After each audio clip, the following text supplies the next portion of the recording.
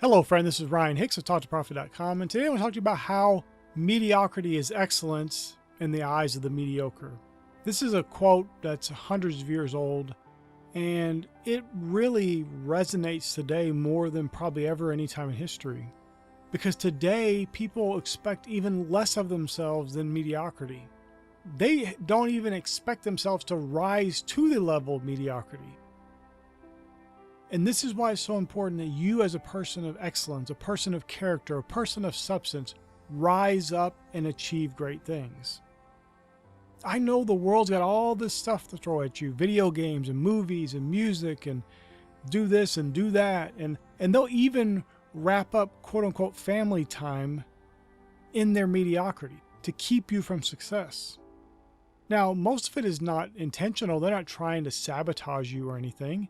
It's just that's all they know. So they are parroting the dogma and the doctrines of the world that keeps everybody mediocre. At best, many people aren't even accomplishing that. One simple thing you can do is look around at the people you know who are not doing much, not excelling. Look at what they do every day and do the opposite. Now, there may be some things they do that is perfectly fine and good and actually is above normal.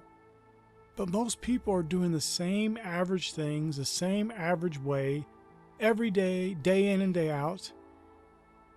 And that's going to get average results.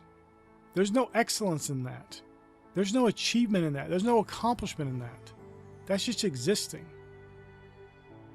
You know, I saw an ant walking on the side of the street, carrying this big, huge piece of bread, it looked like.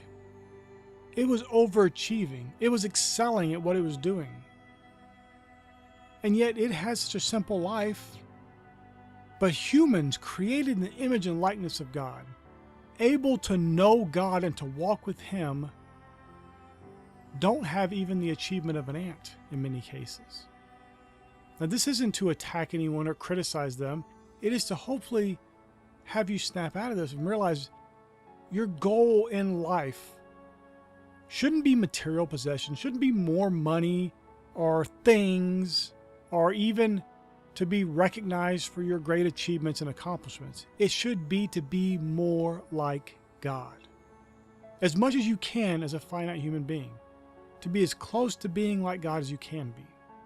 Like Jesus said, be therefore perfect as your Father in heaven is perfect. As Paul said, be therefore a follower of God, an imitator of God as dear children. That should be your goal, because when you do that, you're going to accomplish great things. When you do that, you're going to be a person of excellence.